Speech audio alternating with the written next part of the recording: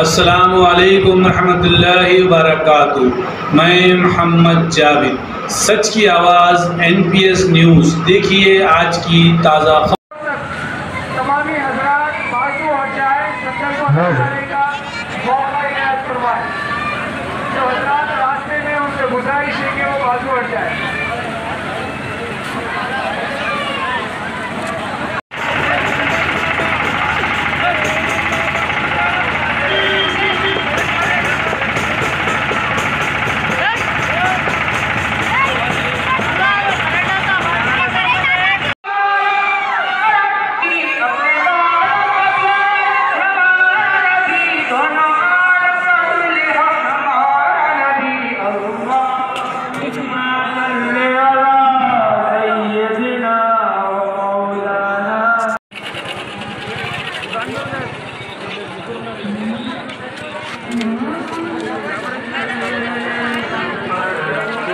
रास्ते